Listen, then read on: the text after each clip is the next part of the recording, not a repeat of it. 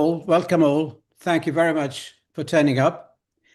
What a great lineup of speakers and what a great participants, audience. So many well-informed experts that any one of them could be potential speakers for future seminars. So that actually helps me not to go into long introductions, go straight to the subject. And the speakers are well known to most people. Their biographies are obviously online. I'll leave you to find out. But we have with us Ken Pollock from the Middle East Institute. Don't confuse that with the Middle East Research Institute. He's vice president, long career in think tanking and analysis, well-known figure. And we have Anisa Basari Tabrizi from Control Risks, again, a think tanker all her life, well-known to many of us, expert on Iran. We've got Renat Mansour, Senior Research Fellow at Chatham House, but also Director of Iraq Initiative. And yours truly from the Middle East Research Institute. Now, I was supposed to be speaker and moderator, but actually today I'm going to moderate more than speak, except that I'll spend the first few minutes framing the session today. And if I was to frame it by one word that should drive our discussion today, is the word escalation. This is the word that the Iraqis dread most. This is the word that the Levant people, Jordan, Syria, let alone Iran and the rest, dread most. Because this is really the main factor, the main threat, the main fear that can actually make everybody think, especially Iraqis. Imagine a scenario where obviously escalation in our book at the moment means engagement of the United States and the decision by President Trump to come all in and join with Israel in attacking Iran. This is the key escalation that everybody's afraid of, because for Iraq it really means that having a strategic ally present inside Iraq, engaged in a war with a neighbor, and a very important neighbor. And also the neighbor could not only directly attack the American bases in Iraq, but Iraqi actors as well, let alone people in Kurdistan region, as well as in the rest of Iraq. But importantly, people are afraid that Iran may mobilize its proxies, the non-state actors in Iraq. That's where the Iraqi government, Iraqi people find themselves stuck, watching a strategic ally inside Iraq and components of Iraqi armed groups, even though we call them facile, non-state actors, but after all, they are Iraqis. Both of them very capable, very provocative these days. And if they engage in a nasty conflict, what would anybody can do in Iraq? Iraqi government would find itself stuck both politically, morally, and militarily, because it will be a very awkward situation. That is the nightmare scenario. But even in the absence of escalation, Iraq is already living in a nightmare scenario because its skies have been trespassed by fighter jets, drones, and missiles, without permission, without anybody asking Iraq for permission. So all Iraq can do at the moment is to issue statements and condemn these violations of its space. But other than that, quite rightly, Iraq has chosen not to do much else, because after all, it would not be in its interest or in any way rewarding. So the word escalation is what at the moment focuses our mind. And I mentioned that escalation means President Trump. And President Trump has either been very, very clever in keeping everybody guessing, or as well as putting pressure on Iranians to either at least give in or surrender or compromise or come forward with full submission. Or he's actually playing time and until all the aircraft carriers arrive in the scene and then ready to attack, come what may, because he might have made up his mind anyway. So the prospect of escalation, A, depends on President Trump and the administration. B, it could be imminent with huge implications, which is what we want to study today. So, with that in mind, I want to start with Ken, Dr. Kenneth Pollock, an expert all his life, insider, and he really reads minds, including Trump's mind. So, Ken, do tell us your reading into what is happening within the administration, within the MAGA, and the debates inside, as well as the what to make of the military moves and the prospect of United States coming in. Over to you. Thank you, Delaware. Boy, you really set me up there, didn't you? The idea that I can read Trump's mind. Look, the first point to make is that no one can read Trump's mind. We can take some clues. We know some things about him. But the truth is that we're all taking guesses because he very famously and very deliberately uh, goes with his gut, is not a fan of process. We know that during the first term, there were any number of people who tried to impose processes on him. He resisted in every case. This time around, has even less use for process. It's not clear there how much of a process there actually is. And as any number of people have said, it's not just that he goes with his gut, but again, as he famously said, he likes to make decisions at the last second. Right? He believes this to be the best way to make decisions. Right? And, as far as he's concerned, it has served him well all his life. He did get to be president twice. Right. So, you can say it's luck or you can say it's skill, but it simply reinforces his own notion that this is how he can and should make decisions. I will say, I do not think he has made a decision. I think that he is being truthful when he says that, because I think that once he makes a decision, we're going to find out about it quite quickly. Again, as he said, he likes to make decisions at the last moment. I think that I think he's thinking very hard about this. I'll go beyond that. I think that certainly in the past, earlier this week, I think he was leaning in the direction of intervening. And you dissed me there, Deloud. You said that I was a longtime think tanker. You left out the fact that what I really am is an out of work bureaucrat. That's how I think of myself. And of course, I started out life at the CIA, and one of the things that they teach you in the intelligence world is to look for indicators and warnings. And with President Trump, we've all learned to look for indicators and warnings, but they're not the traditional indicators and warnings. The big ones that I saw at the beginning of this week were things like, in particular, one that really registered with me was the fact that he was criticizing Tucker Carlson. Tucker Carlson, of course, a huge proponent of Donald Trump's, huge ally, has rounded up the Republican base in the MAGA world in huge ways for President Trump. It speaks to him on a regular basis, and Carlson, of course, opposes U.S. intervention in the war, and Trump started dumping on him earlier in the week, calling him names, saying he didn't know what he was talking about. In this administration, that's a very strong sign that the president is inclined to move in the other direction. And I think a lot of that had to do with the fact that, the Israeli air campaign, as it always is, as I always expected it to be, has been brilliant so far, right? The Israelis are tactically brilliant. And first, I don't think that we've seen the end of this campaign. I think that it is going to go on. I think there are a lot of big issues out there, big question marks about what exactly the Israelis are up to. I think that there are big question marks around escalation. Delighted to talk about all of that.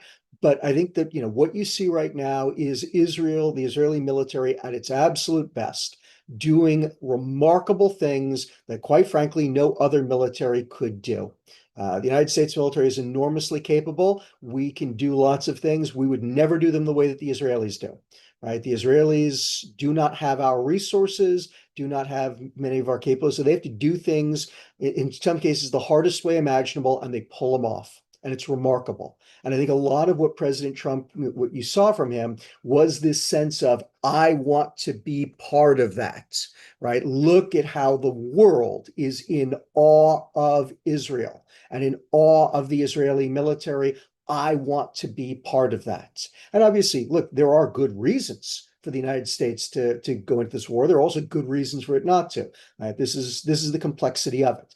So initially this week, I think that he was inclined to, because this was something that very much appealed to him, the sense that Israel is performing brilliantly. It is demonstrating its power, its ability to impose its will on the world, all things that he admires, wants to be a part of. What I think you've seen in the last 36, 48 hours is the reaction from the other side of his constituency, right? I mean, every presidential coalition in the United States tends to be a grab bag of different people with different interests.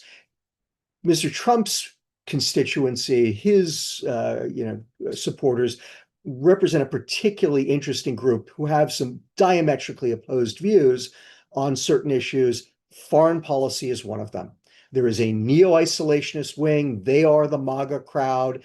They're what they call themselves restrainers. But again, let's call a spade and not a damn entrenching tool. They are neo-isolationists. They have no interest in the United States becoming more involved overseas. And then you have, a group of much more traditional conservative Republicans who do believe in American engagement, who are internationalists.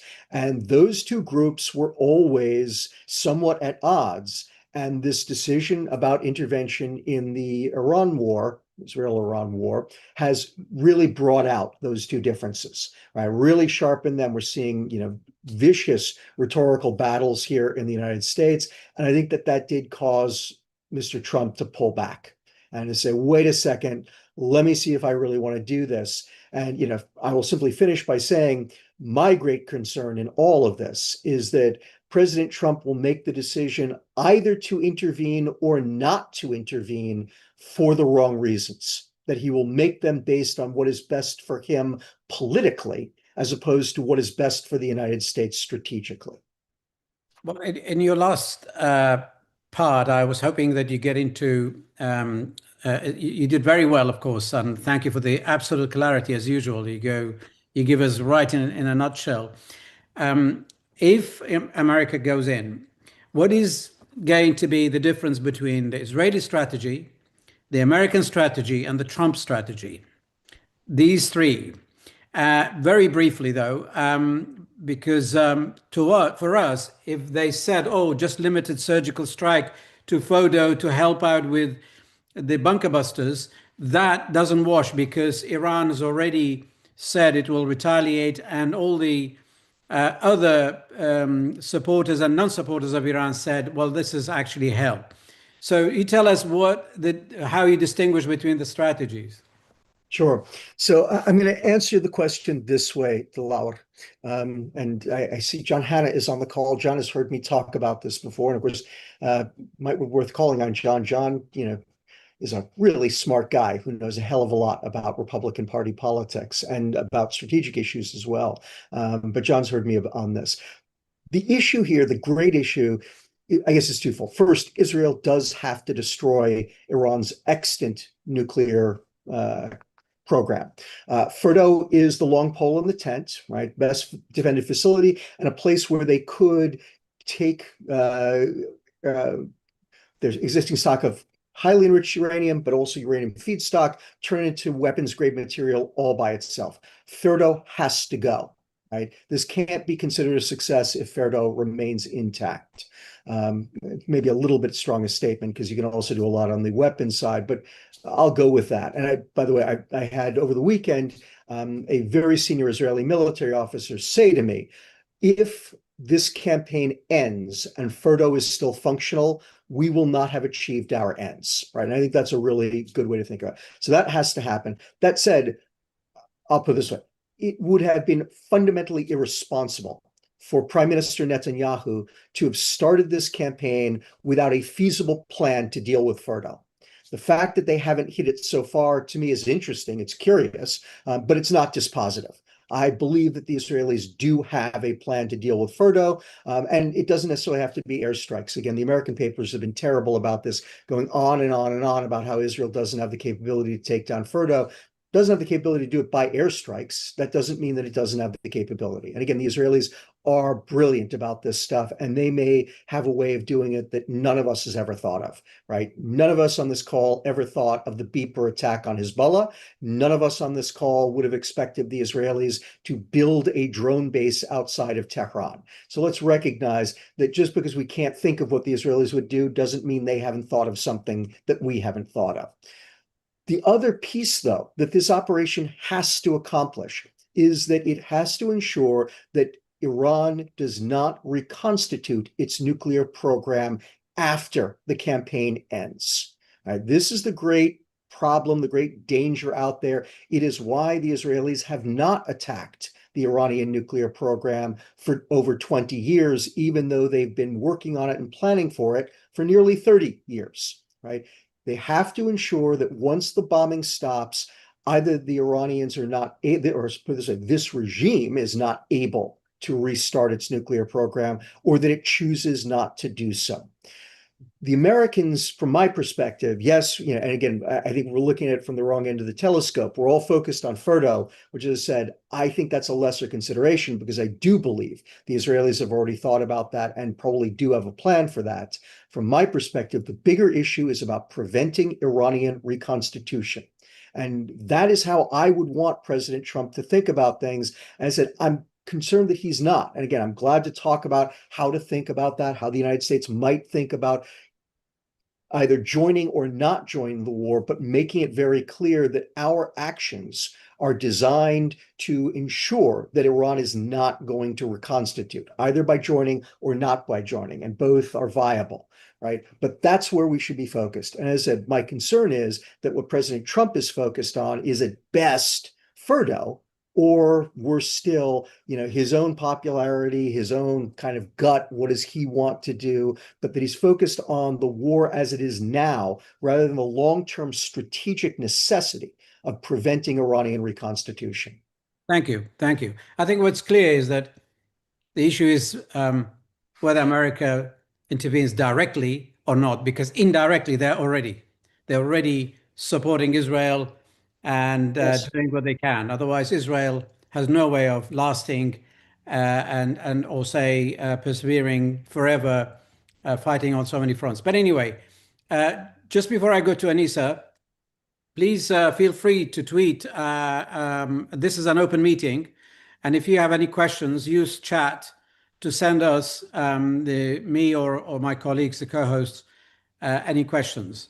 But Anissa is in a very good position to take us to the other side, to the Iran side. Now, Anissa, many people think that the Iranian leadership have actually misread the ultimatum that Mr. Trump gave for the 60 days, and they underestimated his resolve to give the go-ahead to the Israelis when the window is there, and they were it's all okay doing what they always do, and that's drag this, negotiations on and on. And some Iranian experts say no, there is no misleading, but it was a double crossing. They accused of Mr. Trump of actually misleading them rather than Iranians misreading them. So to me, the outcome is the same. The Iranians are too sophisticated to be misled or double crossed. But what do you think happened? Why did they not read it? In the context of all of that, I'd like you to also comment how the Iranian leaders, as well as the Iranian public, are actually reacting to this war. Now we're in day, what, 7 or something, if I remember correctly. Anissa, it's all over to you. Thanks, Delaware. Appreciate to be in this panel and having this very timely sensitive conversation. Let me address first your question about what happened on the negotiation front and on the timeline. I think, to be honest, like thinking about like the fact that there was a negotiation schedule for Sunday, the 15th of June, so 2 days after the attack happened. Lisa, can I interrupt? And the fact, Lisa, may I ask, there's an echo. You might have two devices open or something, somebody close. I don't, but let me try to see. Never mind, we were hearing you. Carry on. No, please carry on. Don't worry about it. Oh. Was trying to unmute. So yeah, I think what was happening was that President Trump set a very vague 2 months deadline for negotiation to reach a solution, an agreement. But the exact date was not really set. He was mentioning 2 months back in March when an original letter was sent to Iran, and the negotiation started on the 12th of April. And on the 13th of June, and especially like yesterday and the day over the past days since the war started, he has been saying that the 13th of June was the 61st day. But that was the first time that actually he said there was an official day, the 12th of June, that constituted a deadline. I think no one in the Iranian side, but in the broader, international community, the European side, the US side, nobody thought that there was an exact deadline. There was a very vague 2 months, time frame. And in this time frame, obviously, there was a lot of pressure from the US side, from the Israeli side, to have an actual agreement happening, something that would lead to a zero enrichment. We can talk about the details about that, the conditions set, and why that didn't resonate with the Iranian side, if useful. But I think really like the Iranian side, for better or worse, went into the negotiation thinking that this was a legit process, that there was something that could lead somewhere. And obviously, that doesn't mean that they were not going to drag the process. I think, negotiations are complicated. In the latest round that we know, 2013, 2015, it took 2 years, 16 months between the interim agreement and the final agreement, the JCPOA. And I think there was no expectation that, like 6 weeks would be enough for that process to be conclusive. But I think from there to say that the Iranians went into the process thinking that they were going to be misled or that an attack was going to happen, it's not the right assessment. I think they wanted something to be done and an agreement to be reached. Obviously, with all the challenges, the internal processes, and all the division within Iran that we all know about, and I'm happy to discuss more in detail. I hope you heard me properly, but let me know if not. It was fine. It was fine. Thank you so much. That was very helpful. I think I'm going to go to Ranad now. And Ranad, obviously, you have been watching what might be happening in Iraq. We'll be interested to know. You and I can actually share some of it, but I'll leave the lion's share to you because you have also been, digging deep there.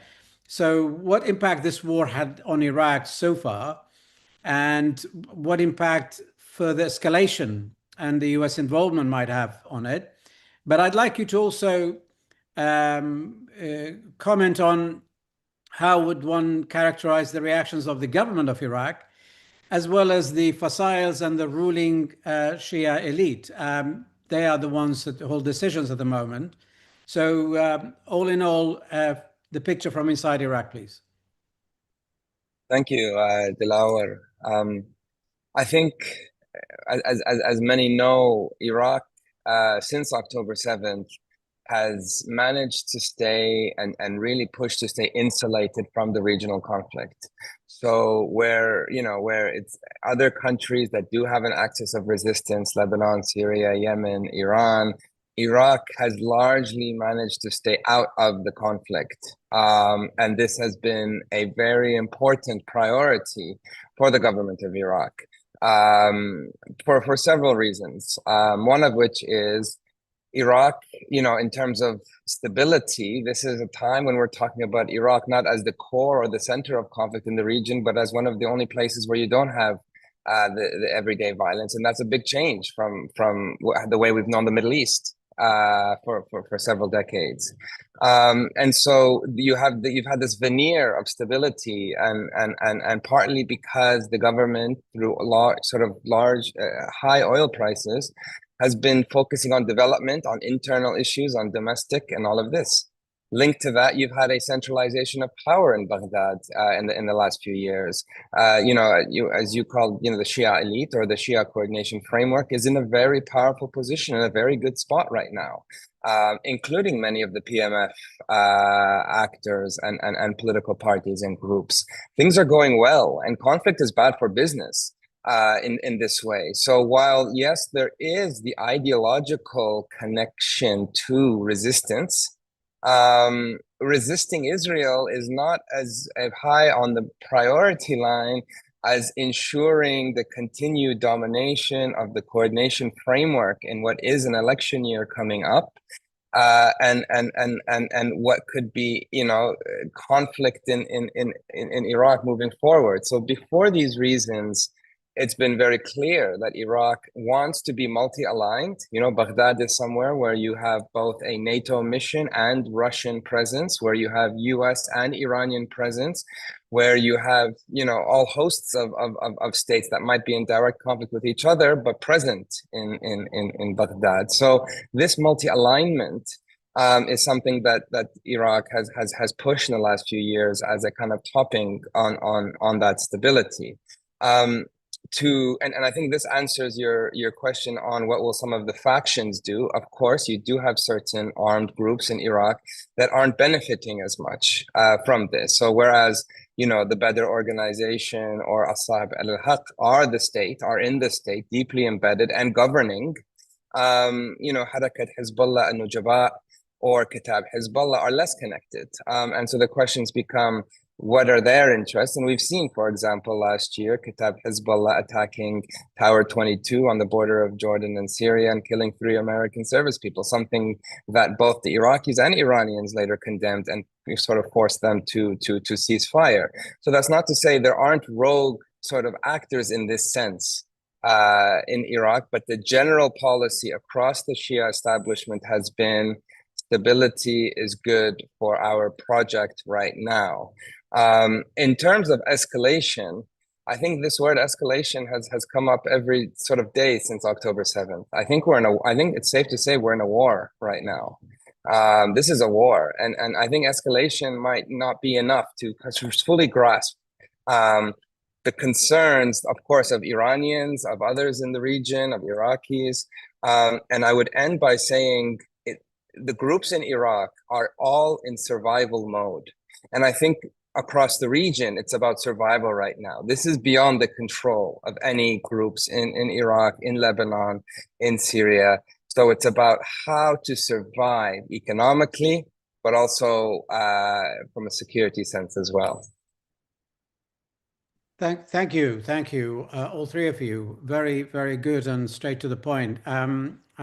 Today, the Al-Nujaba issued a lengthy statement. You could tell how deep it is. And of course, we saw Al-Askari, Abu Al-Askari issuing a statement in Persian, which again was along the same lines. And Ayatollah Sistani issued a statement. And there are emotions everywhere. There are all sorts of alignments and support in anticipation of further escalation. And clearly people do not see the end of the war being near. And just to add to what Ranad said, in Kurdistan region is also, it's important to add that people do not like this war and they're very worried. They are worried, they obviously do not like the idea of Israel attacking Iran, generally speaking. Some people do. But generally speaking, they are worried about escalation where they can come under attack both directly from Iran, like happened a year ago with 11 ballistic missiles landing on a businessman, but also from the fossils who have not hesitated to attack either bases or installations like energy and gas and so on. So there are worries. Nonetheless, few days down the line, few days after the war started, people are going about their normal business now. There was a bit of tension, or not panic, but concern in the first couple of days where people stopped going out and gathering in big markets and chaykhanas, but now they've gone back to their normal jobs. And their priority again comes back to salaries and day-to-day issues rather than the war. But of course, any sign of escalation will make them very scared of the outcome. But if we stay within Iraq, because very shortly I'm going to ask you all about implications on the region and the security structure. Maybe we can talk about a bit of the Levant areas. We have countries around us stuck in the middle, just like we are, like Jordan, for example. But if I squeeze your minds now, thinking Iraq and with it Kurdistan region, Ken, what would you advise them? What would be your advice to both the governments in Baghdad and Erbil? We're not talking about advice to anybody else. My best advice would be to stay out. Right, there's no percentage in this either for the KRG or the government in Baghdad. Look, first, Renat, I'll disagree and then wildly agree with your points. So technically, this is about escalation, right? We call it horizontal escalation spreading to other countries. But you're absolutely correct that barely, tells you anything about what's going on. The issues are far, far deeper, and saying escalation really isn't terribly helpful. But at the end of the day, what we've seen from the Israelis and the Iranians is, and I know it doesn't look this way on TV, and it doesn't sound this way in the newspapers, in part because the newspaper reporters don't always understand what they're seeing. But what we've seen is actually very, very discreet actions on both sides' part. Right? Both the Israelis and the Iranians are very focused in their attacks. The Israelis have a certain set of targets. They're sticking with those targets. The Iranians have a certain strategy, approach, set of tactics for responding to the Israelis. They're sticking to that as well. The Israelis could be doing all kinds of other things, which they are not doing. Of greatest importance, I'll just toss this out there. You have lots of people saying this is about regime change. The Israelis are trying to change the Iranian regime. I am quite certain that the Israelis would love to change the Iranian regime if they could. They are not trying to do so right now. Okay, if they were deliberately trying to do so, they would be hitting very different targets. They may get there, but right now they are not, right? So the risk of escalation is actually being contained. And on the Iranian side as well, the Iranians could be going after Gulf oil. They could be going after American targets in the region. They too are choosing not to do so. Right now, this conflict, and again, I know it doesn't necessarily look that way, but as an old military analyst, please trust me on this, both sides are actually trying to be very, very discreet. And, if the Iraqi government or the KRG starts trying to get involved in this, they could wind up getting into the crosshairs in a way that they just aren't now. And I'll end by saying, and in a way that I don't really expect they will, unless this war really goes haywire. I don't expect that the Iranians are going to want to target American military personnel in Iraq or anywhere else. I think they're trying very hard to keep the United States out of this militarily. And likewise, I don't think the Israelis are necessarily looking to expand to target sets beyond Iran, but they will if they feel like there is a threat from the Fasel or any other group inside of Iraq. Well, thank you very much. That was very helpful. I'm going to come back to you with a question that I give you now. Think about. We don't know what the end game is and where is it, but it's clear. It's not difficult to anticipate that Iran will come out of this weaker. And with that weakness there will be implications not just in Iraq, but in across the Middle East, with entire security alignments and security architecture. So I'd like your thoughts about that and the implications beyond Iraq, not just here. And of course, our neighborhood in the Levant, we really care a lot about. So maybe you can touch on that. But I'm going to move to Anissa. Anissa, I would like you to think about recommendations to Iraqi and Kurdistan region government, if you have any. But let me put to you something that will bring you back to the first question. Iran, whether we like it or not, externally, it's pretty isolated. The countries that you would have expected to come to Iran's support would have been Russia, China, and the rest. But clearly, Russia and China are not really going to do much. They are obviously issuing statements like we do, but they're not going to do much more. North Korea is making statements as well. And obviously, statements by countries like Pakistan, people don't take seriously. So Iran is alone. But internally, the authorities, how do they feel? Are they alone? Are they isolated? Are they engaging the public and they are rallying support? So tell us a bit about that, as well as any reaction you might have to what Ken and Ranat said. Go ahead. Sure.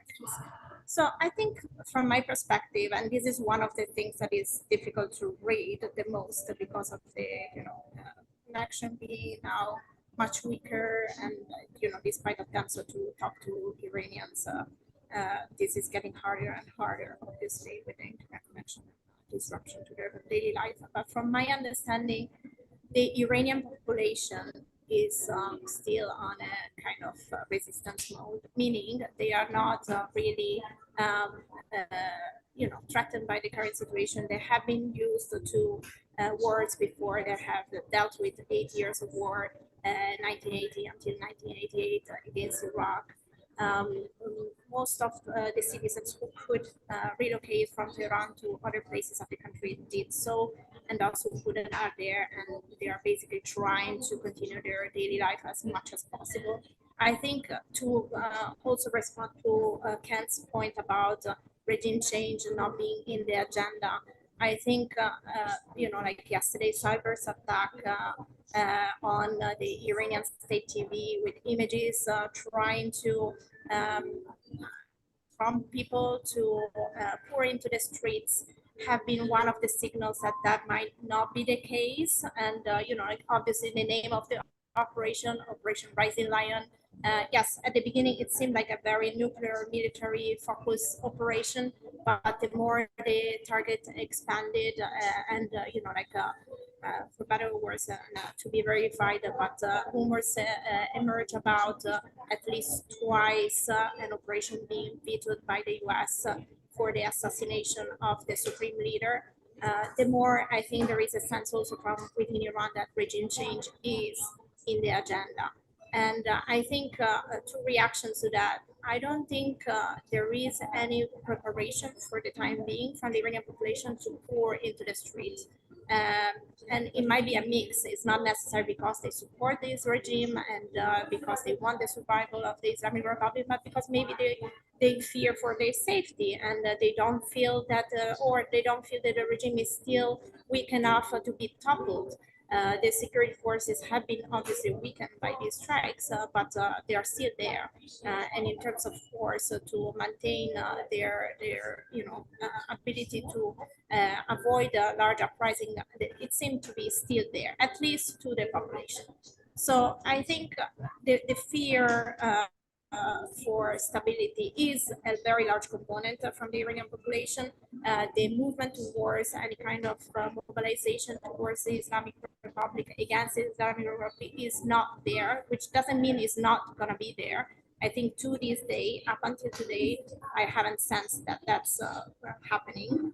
And I think, but I think there is a concern, if you wish, that that is the intended goal. That regime change and the destabilization of the current regime is actually in the agenda. And I think the big question is what would come after. And I think there is concern from within the population about what the instability and civil unrest that it would ensue after that. When it comes to, very quickly, the Iran leadership, the Iranian regime reaction, I think despite everything that can correctly said about the strength of the Israeli campaign, the prospect for the U.S. To be involved and potentially, for this obviously to escalate further. I'm going to use this word because I think we are in the first ladder of the escalation, and we can increase towards several ladders still, and the U.S. involvement would definitely escalate further. I think there is no sense, in my point of view, that Iran is willing at this stage to unconditionally surrender, to use President Donald Trump words. Yes, their capability, the question about their capability to continue the strikes that we have been seeing, we don't have an answer. Obviously, we know that the strikes have been reducing, and we have seen less and less missiles being shot at Israel. We know that the short-range ballistic missiles are still there. So when we are talking about the potential for this to remain contained, I think a U.S. involvement would not lead Iran to remain contained to targeting the U.S. I think they would, at that point, feel an existential threat, which is already there, but again, one level up in terms of escalation, and then use whatever resources they have in a first stage to escalate towards the U.S., including any U.S. bases across the Gulf, in particular Bahrain, Kuwait, and also with the mobilization potentially, and this is a question for Renat maybe, through the Iraqi-based group as well. Thank you. Thank you so much. Thank you. Just to remind people, the chat channel is open if there are any questions. And Renat, the key question about policy recommendations for Baghdad and Erbil. And I know Ken said it in a nutshell, but do tell us in a nuanced way that what you've seen happening and what would be the best thing, because I have no doubt that the Prime Minister or leaders in both Baghdad and Erbil governments are under pressure to do something. Go ahead. Yeah, I mean, it's they're in a very difficult position. Of course, I think Ken is right. The policy of staying out has allowed Iraq to remain relatively stable and not be the kind of center of conflict. But at the same time, they're between two very powerful actors. As Ken said, Israel showing its military superiority in the region, its intelligence, but also, its ability to pull in the West, its ability to pull in the US and Europe, and its ability to operate with impunity to international law, to international human rights. All of these things, make Israel above what international law and all of this. And that's a very difficult position for a small government like Baghdad right now that's so fragmented to have to deal with. And it's quite frightening for many of them at the same time.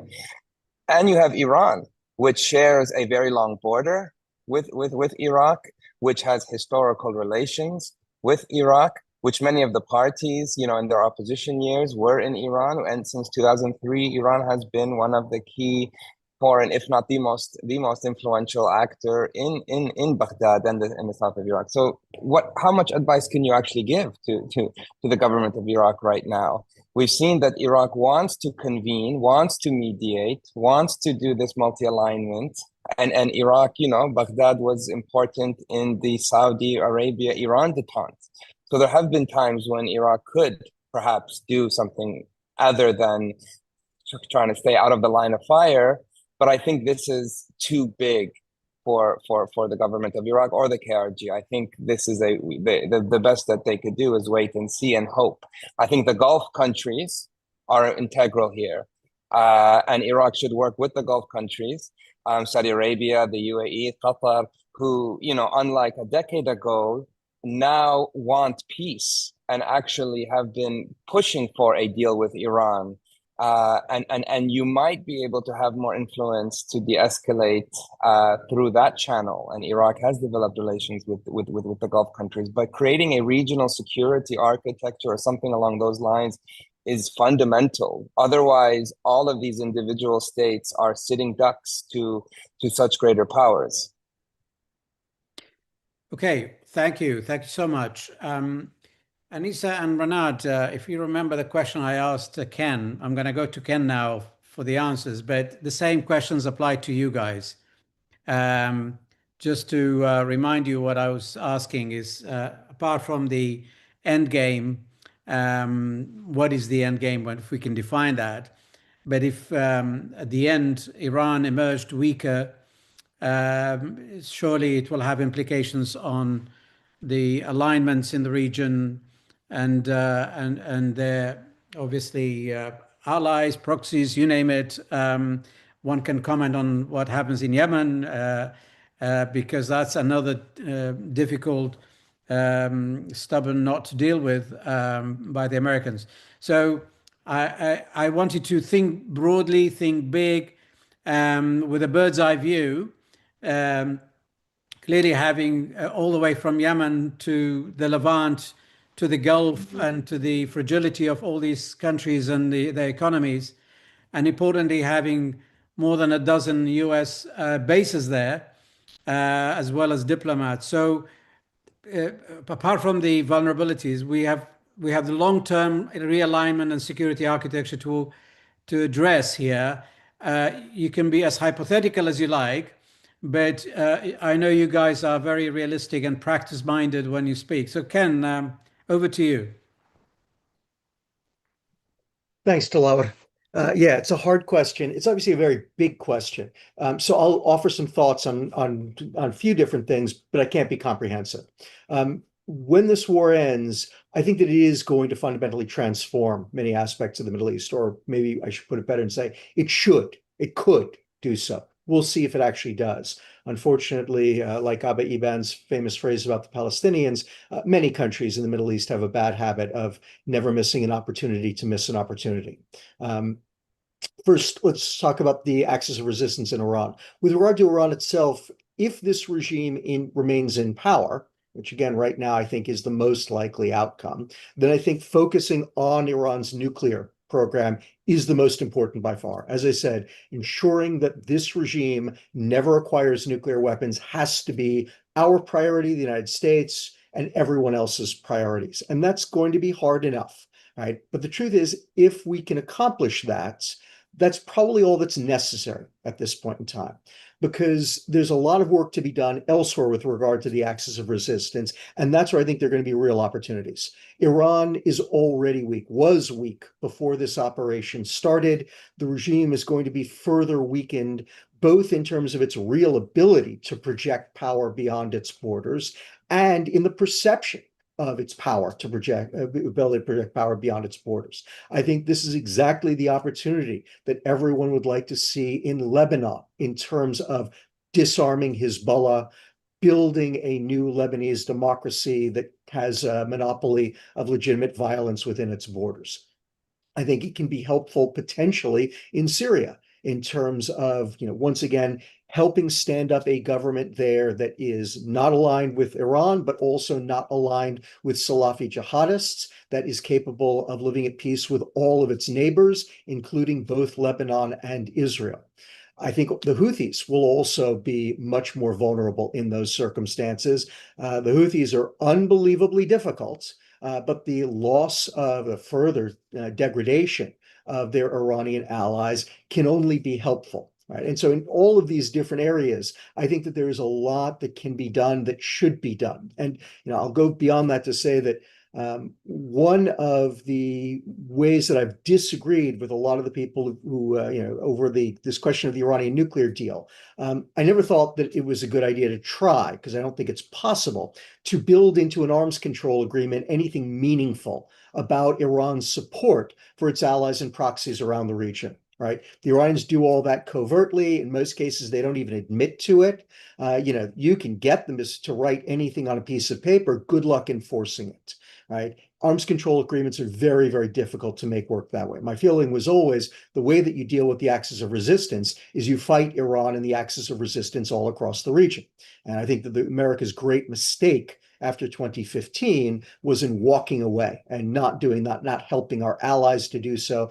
I hope that at the end of this war, that the United States won't make the same mistake, that we will look and say, well, Iran is so weak now, our job is done, we don't need to be present, we can leave. I think exactly the opposite is true, that this is a moment when our allies will need our help, and when there's a moment when we can do tremendous positive things for our allies that would also be tremendously negative for Iran and the axis of resistance.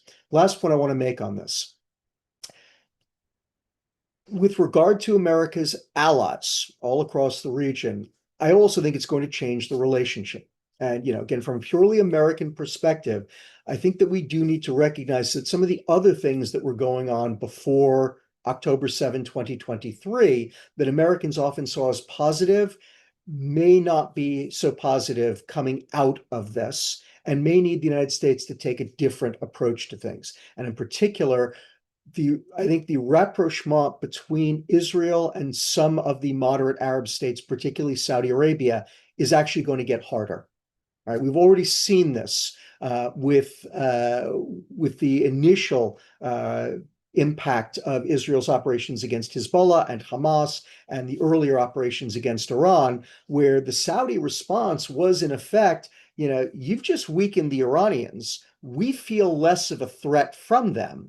And therefore, if you want us to normalize with Israel, we want more for that. In particular, we want more on the Palestinian issue. Right. And we should never lose sight of everything that's going on in Gaza right now. It is awful. Right. That has gotten sidetracked by all of this. But my expectation is that coming out of this war, because Iran will be even weaker, the Saudis and potentially other countries will be less interested in that alliance with Israel. And therefore, it's not so much that the Palestinian issue is going up in their book, it's simply that the need for Israel is going to diminish. And so again, I think that the Palestinian issue will loom larger. I think that if the United States would like to see more of a rapprochement, a normalization, bringing the Saudis into the Abraham Accords, I think we're going to have to get more serious about the Palestinian-Israeli issue there.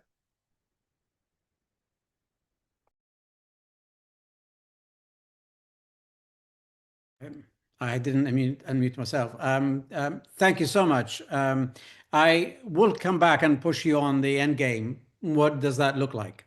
But I want to comment on what you just said. For years, we in the Middle East, the nuclear issue really never bothered us. It didn't mean anything to us because, after all, this is a global issue. This is the problem of the superpowers. And when they negotiate, they don't even consult us. They never consulted anybody in the region when they first did the JCPOA. And they're still not doing it. And actually, if anything, the nuclear issue is beyond us. But what bothered us and still bother us, for all the regional powers that are around us, it's not just Iran. They all are building arsenal of drones and missiles, and they never hesitate to hit the vulnerable ones with the smaller actors and the fragile states. And look how the area is torn apart. Look at so many failed states in our region. So these are the missiles that bother us and should bother the Saudis, bother the Gulf, bother the oil tankers, bother everybody.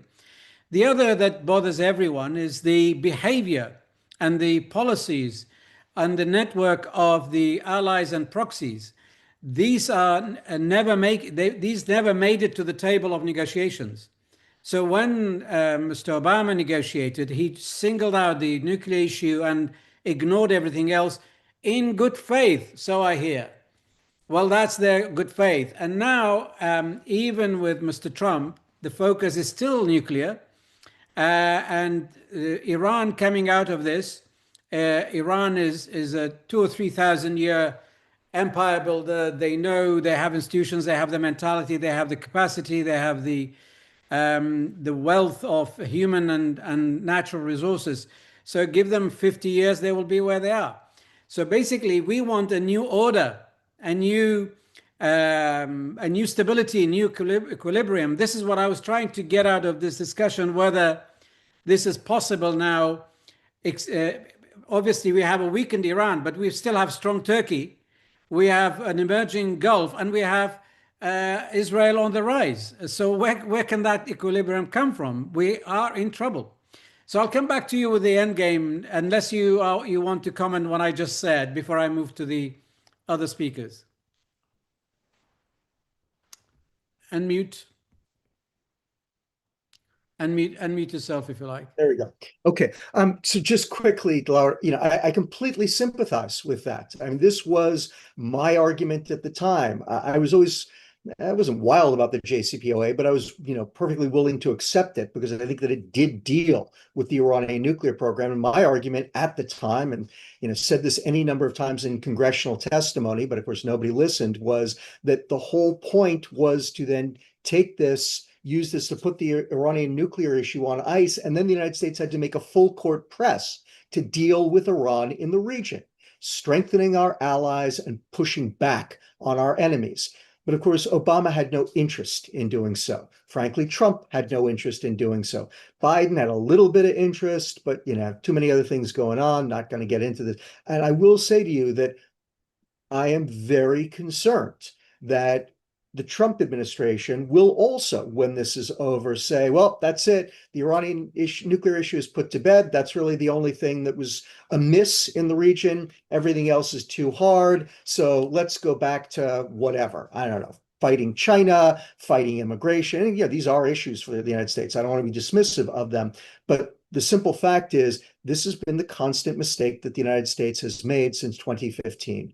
Right. And there are Americans, myself, John Hanna, others who recognize this problem, help us by taking the initiative, putting forward ideas for how you can push back on this, build up your own strength, push back on the Iranians, so that people like us can then take that to the US government and say, there are people who want to do this in the region. Now is the time to get behind them.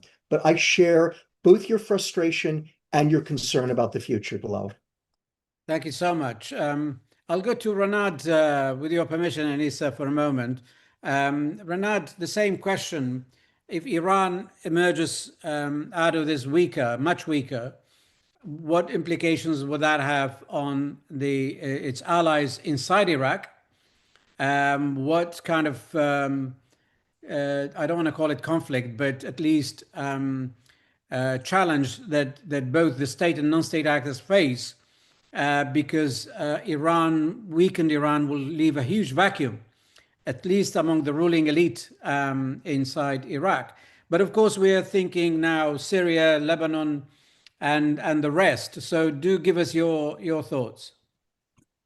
So I think, I think certainly there will be a vacuum, but we should sort of kind of think about how much of a vacuum there would be. Iran has been certainly the most powerful foreign actor in Iraq, but it has not been an omnipotent actor in Iraq. In fact, Iran has at times struggled and had to navigate different issues across Iraq. So, and at the same time, the government in Iraq, many of these groups that, were in Iran and during the opposition years are now see themselves as Iraqi statesmen moving forward with kind of in Baghdad politics in a way. So, no country, not the US nor Iran, for example, is really able to determine who becomes prime minister, who becomes president 100%. They can certainly try and influence this and sometimes succeed, but sometimes fail. And we've seen both the US and Iran fail sometimes in getting their way throughout the years. But nonetheless, to answer your question, this could be a moment, depending on what happens in Iraq. This could be a moment for maybe Iraqi leaders to try and move away from Tehran's grip. Some of them believe that they've been under Tehran's grip in that narrative. But again, it's hard to say, because I think a weakened Iran will also be conflict for Iraq in the immediate term, in the short term, and some of these groups will use violence, and so it would destabilize the stability that we've seen in Iraq for the last few years. So yeah, to answer, I think that there are opportunities potentially. I think most of the groups, Iraqi politicians I speak to, don't consider themselves to be proxies of Iran or patrons of Iran. They all have their own interests, and of course, Iran has been a key ally. Some of those who lose that ally, of course, will need to look for other ways of having social authority. So yeah, I think there could potentially be a vacuum, but it's really hard to predict where Iraq will come out of this in a weakened Iran. Well, thank you. Thank you very much. Bernard and Ken, I'm going to come back to you with this endgame thing, but I have to say, half of the questions that I have received here are all about the word regime change, as though that's the end game that everybody's thinking about. I have an issue with this. Academically, to change a regime, you need to go in and change it, and this will never happen. So we're talking about regime collapse, implosion, or coup d'etats and revolutions and so on. And obviously, a lot will rest on the supreme leader, the leadership, although a lot of the military leadership and IRGC leadership have been taken out, but very quickly replaced. Nothing like the Nasrallah story. This is Iran. Iran has institutions, is a state. So essentially, if we're talking about regime, we're talking about internal issues and dynamics changing such that may lead to something. In fact, Hiwa Osman has posed a comment here, and I know his 964 media reported that some of the Iranian opposition guys have said there is no indication that Israel wants regime change. Otherwise, they would have hit the prisons in Evin and elsewhere to release prisoners. So essentially, everybody's focused on that. Now, it is a good time to come to Anissa to say, like, you can address the first question about the regional alignment and the implications of a weakened Iran, but do comment on this regime collapse or regime, the potential or the possibility, because I personally do not believe this will happen. We experienced Saddam's rule. Saddam was weakened. He came out of a long war after the Kuwait War. He was bankrupt. His military was destroyed. He was essentially isolated, blockaded. Yet it took a huge American and willing allies army to come and change the regime. So regimes are not really easy to change or to collapse, especially one that has been in place for 45 years. So do tell us your thoughts and on both issues. Easy questions, huh? Right. So on the I would say balance or regional situation, I think I agree with much that has been said. Just to add a couple of points, I think let me start with the rapprochement from the Gulf towards Israel. I very much agree with Ken that that would be much harder. I will go one notch up in saying that the vision towards Israel in the Gulf, sitting in the Gulf now, is anything but positive. And I think there is a sense that a concern that this kind of attack and I would say sense that they can interfere in other countries, attack them, is not something that resonates well with the Gulf countries. And it's something that it's increasing the concern that that could actually happen elsewhere in the region. So when we are talking about the possibility for a weaker Iran to create a balance across the region, I don't think that's the perception here.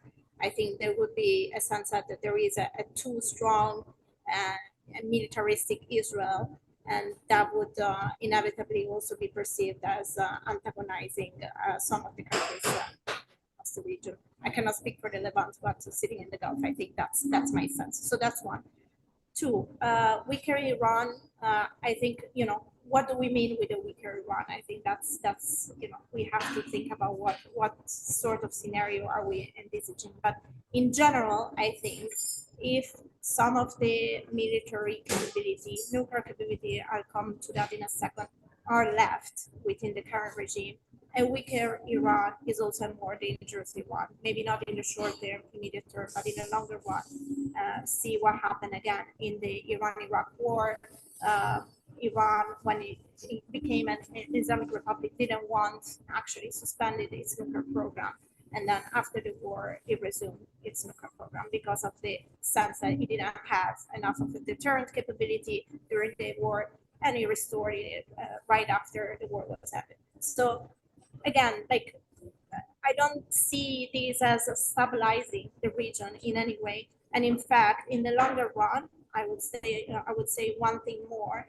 It would make it even more dangerous if, like all the intelligence assessment we can debate. Up until now, the U.S. assessment were that Iran did not decide to go towards a weaponization. I think what has happened would lead Iran, under whatever regime, under whoever will come into power, to think that a nuclear weaponized program is necessary to have a capable deterrent capability, because what they had, including the axis of resistance, was not enough. So yeah, I don't see a very I don't know, optimistic future because of a potential weakening of Iran, assuming that is going to happen as part of the end game. Now, on the regime change side, we can debate about the terminology and how that could take place, and I think it's a right debate to have, by the way. But I think so. There are several questions on this, and I try to couple them all together. I think it's easier. But the question is about Reza Pahlavi being a potential successor, and basically someone that could replace the current regime. I mean, I think this is what Israel probably wants. This is like, the rising lion metaphor and use of the operation. We know that Reza Pahlavi has very strong relation with Israel. During the uprising in 2022, 2023, he was visiting Bibi Netanyahu when, there was a sense that the regime might be weakened, potentially even collapse. So I think there is a relationship there, and potentially even a desire that could happen. I don't think that would be easily applicable. First, because of internal. I talk about the polarization within Iran, but I don't see him as a figure that has the support from within the population. I think even if he were to replace in whatever scenario, I think there would be a lot of political violence and issues in having like what would be a smooth process, if that makes sense. So that's on the first side. And I think in general, in terms of feasibility, I think internally there is no readiness for that process at the moment. I don't think there is any alternative opposition movement, any alternative opposition group that would organically move towards a regime change or takeover. And like even the ethnic minorities and the groups that we know of, they didn't really mobilize up until this day. The question is this because the perception is that the regime is too strong still, or is this because they fear what the repercussion would be for the further destabilization of the country? And I think it's a mix of both. So at the moment, I don't see that as very likely. And I hope the US and Israel don't either, because I think this should not be the end game. Let's put it that way. Thank you so much. Thank you, Adisa. Some of the questions that came, Ken, I'm going to come to you to finish it off with that endgame issue and regime collapse. But before that, I'd just address on your behalf, all of you, collective behalf, some of the questions. Basically, one says, do you think Iraqi election will still hold? I think the answer is GOK, God only knows, because if the conflict drags on, there's no way one can have an election, let alone an election campaign, a month-long vigorous election campaign. Maybe. But let's just hope that this war does not drag on for that long. People are talking about a week or weeks, but not necessarily months or so on. But it's anybody's guess, I would say. The other question, whether the other Middle Eastern countries will get involved eventually if it drags on, I think the answer is in the word escalation and the tit for tat, and depends on how people react to these. And again, when you start a war, you can only do so, but you cannot end it. You don't know how it ends, and there are always surprises. I think I'm just applying logic here, but I want to finish off with Ken giving us his thoughts about this, the last few questions, and if you want to comment on anything we just said after you. Oof. Boy, Laura, that's a lot. Let me see if I can just make a few points here. Take your time. Take your time. So first, look, you're absolutely right about the terminology, but we're using regime change as shorthand. Um, I think that's what we're stuck with for the moment. But I think you're right to focus us on the fact that uh, if this regime falls in some way, or if Khamenei is killed, there are all kinds of scenarios for what happens to him. Now, I will start by saying that I think that the Israelis think, at the very least, they're good with all of them, that any alternative would be better than this one. Chaos in Iran, I think, would be fine with them. And look, I think there is a very high likelihood of there being chaos in Iran. I think there's also a very high likelihood that maybe you get the fall of this particular version of the Islamic Republic, but it succeeded not by chaos, let alone by Reza Pahlavi, but by a much more Revolutionary Guard dominated regime, which arguably would be even worse for Israel because, again, it raises this issue that Anissa has now pointed out and that I've been talking about since the very beginning about reconstitution. That these guys are going to say, they always wanted a nuclear weapon. They didn't like the fact that Khamenei wasn't willing to just go all out and get one. And they're going to look at this and say, we're now in charge. The Israelis just attacked us. The only thing that we can do right now is to get one and get one as fast as we possibly can. Right, which again brings us back to that issue of reconstitution. Let me set that aside for just a moment. Before I get there, I want to also talk about, you asked me about the end game. And what I want to say here is that I think that what the Israelis are looking for in the short term is an entirely reasonable end to this conflict, which is they prosecute their military campaign, they destroy everything on their target list, which is primarily about the Iranian nuclear program, with a grab bag of other things, military leadership, about the ballistic missile program, some other military targets. And at the end of it, they say we're done, right? And I also think it's entirely possible that the Iranian regime might decide at that point in time, halas, enough, we're good. We don't want to keep fighting. I think it's very clear right now that the regime is very frightened for a lot of reasons. And while I disagree with Anissa, I'm going to say it again, what the Israelis are doing isn't about regime change yet. I think she's absolutely right to make the point that the people of Iran and probably the regime are worried that this is going to become about regime change, right? And so I think the regime is looking at this and saying, we're taking a beating. We are not doing very much damage to Israel. I mean, yes, they're doing some damage and it always looks terrible when you see it on TV. But again, in the grand scheme of things, this is minimal. And again, my own conversations with Israeli military personnel, this is at the low end of what their estimates were. So, they went into this expecting to take at least this level of damage, right? The Iranians are able to fire off fewer and fewer ballistic missiles and drones each night. It looks like they surged last night, but it's getting harder and harder for them to do so, both because the Israelis are intercepting them along with our help, and because the Israelis are hunting the ballistic missiles in Iran itself and systematically destroying them.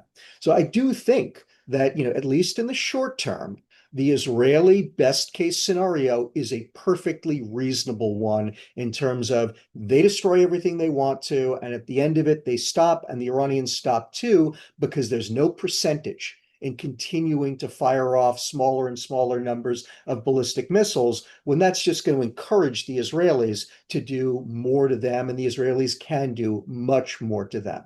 Which now brings us to this question of Israeli escalation. And here again, I've introduced it in the context of, if the Iranians don't stop shooting, right? If they do continue to fire off even 10 or 5 or 3 ballistic missiles every night, the Israelis are going to want to try to stop that, right? And that's where they're going to start looking to expand the target sets and to start going after targets that they haven't so far. And right, this is very deliberate on this part. This is part of what I'm saying.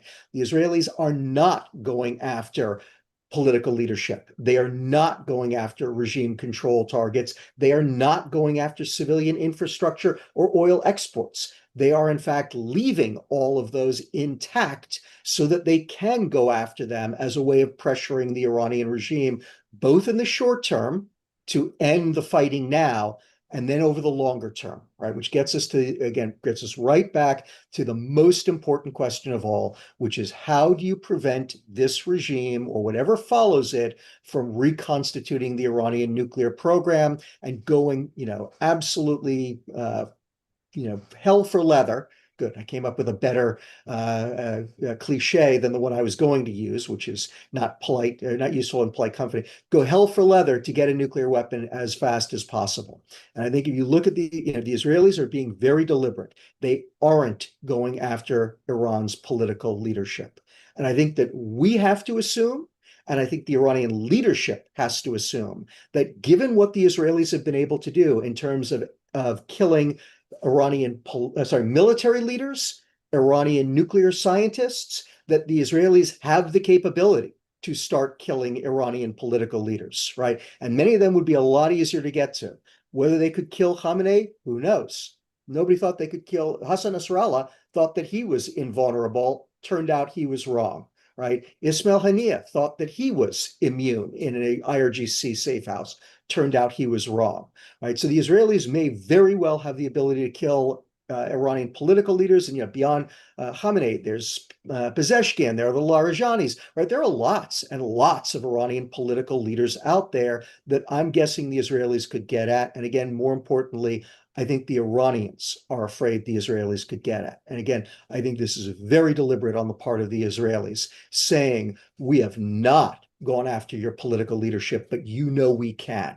And if you guys start to rebuild your nuclear program, that's what we're going to go after. And again, they've got other target sets they could go after as well. So I think that's ultimately what this end game looks like. If the US gets involved, again, that could make it in some ways easier because the Iranians will be even more afraid of us than in some ways they will be afraid of the Israelis. By the same token, as I said earlier, my great concern is that this administration will go in with the wrong ideas, the wrong thinking. I do not think that this administration has thought this through the way the Israelis have. And the Israeli strategy might fail, but I at least think that it is a smart, sophisticated approach to this that could work. I'm very concerned that the way that Donald Trump does things is not necessarily going to enhance that, even though we could, that it will actually undercut it. Well, I really am grateful for this comprehensive view. There is one other scenario, and that is the US administration may not go in the way that people expect, but will keep feeding Israel and making sure Israel will not be exhausted and reach its objectives, but maybe takes a longer time and more effort. But at the end, America will not be involved and the whole Middle East will not be engulfed in fire. And I like your nuanced approach and the way you highlighted, because to date, most people think that Israel has gone for energy installations, burning oil everywhere, going for leaders and economic infrastructure. But now you've drawn a very clear line saying, no, the leaders were military, the installations were military, and focus on the nuclear. That means there is this distinction. And actually, I remember within 24 hours of the attacks, you were among the first whom I heard saying, why have they not hit Fordo? And I thought, wow, he knows something we don't. Tell us about that. I mean, where is the Israeli target? I mean, what is uppermost in their mind and what is not really important when it comes to nuclear research and other programs, purification or whatever it's called, centrifuges and so on. Go on, it's you, Ken. Oh, unmute yourself. There we go. I couldn't do it a minute ago. So I'll Lance it, but even before that, again, what the Israelis have done in terms of these other target sets is simply send signals, right? So yes, after the Iranians started lobbing ballistic missiles at Israeli cities, the Israelis wanted to again signal to them, this is a dangerous path, you guys need to stop. So what did they do? They blew up a couple of targets around Tehran that would make enormous fires and smoke, right? It didn't actually cripple even the fuel distribution network within Tehran, right? But again, this is them signaling, we can do more. We are choosing not to do so, right? That's what's going on. But as I said, if they wanted to go after all this, they are flying hundreds of sorties over Iran every day. One strike on a fuel storage depot, one strike even on the one of the Iranian broadcasting. These are not systematic campaigns. They are one-off signals by the Israelis of what we can do. With regard to Fordo, I just reiterate what I said earlier, which is yes, it was very noteworthy to me that Fordo was not the first target hit, but I'm quite confident, again, it would have been fundamentally irresponsible for Prime Minister Netanyahu to have started this operation without having a feasible plan for how to deal with Fordo. But I'm using the word deal very specifically. Again, the newspapers are all focused on airstrikes. Airstrikes are only one way to destroy a target. The Israelis have remarkable special forces. I noted, some of you on the call may remember, back in November, before the Assad regime fell, the Israelis went after a target in northern Syria that was also heavily fortified, dug in deep inside a mountain, right? And it was an interesting target, but it didn't really seem to be worth the amount of effort the Israelis put into it. And I and other military experts looked at that and said, that is the Israelis doing a dry run or possibly signaling to Iran that we can do this to Fordo, right? We can hit it with special forces, or that maybe a combination of airstrikes and special forces, or cyber attack, or again, I'll say this, or the Israelis may have thought of something that none of us has, and they're going to do something that is going to shock all of us. They're really good at this stuff. I'm simply saying that just because they haven't hit it yet doesn't mean they aren't planning to do so. It may well be that simply they are setting the conditions for whatever it is that they want to do at Fordo. If this ends and Fordo is still intact, my God, was this, from my perspective, that was an even bigger risk than I believed already going into it. I mean, again, there's the other half of it. They clearly are doing a lot of damage to Iran's weaponization part of the nuclear program, right? A nuclear program has to have two pieces: making the fissile material that causes the cataclysmic explosion, the chain reaction, and the actual device. For those of you who saw Oppenheimer, what Oppenheimer was doing at Los Alamos was building the device. And the Iranians were always a bit further behind on that. The Israelis are clearly going after that capability. Maybe they've obliterated it altogether. It's very hard for us to say. But again, Fordo is such an important element of the enrichment piece of making the highly enriched uranium. I would be shocked if this ends and the Israelis have not tried a major operation to take out Fordo, which they haven't yet. Thank you so much. Well, Ken and Anissa, obviously Renat warned me that he has to disappear, and I said, please disappear quietly. But he still disappeared suddenly. And there are questions still outstanding, which have been dealt with really, most of it. So I'm not going to repeat those things. And we don't have to stretch it to the ultimate 90 minutes. But I want to remind people that this session will be on YouTube. We will produce a summary, which will be on our website. And remains that for me to thank Ken, Anissa, and Renat so much for their generous time and analysis and for being with us. I'm really grateful. And I'm grateful for all the participants who turned up and or asked questions and so on. There will be other sessions in the future. this war is still existential, if it's not more, for all of us in the Middle East. So we will keep in touch. And I again thank you, all of you, participants and speakers, and wish you all the best. Goodbye.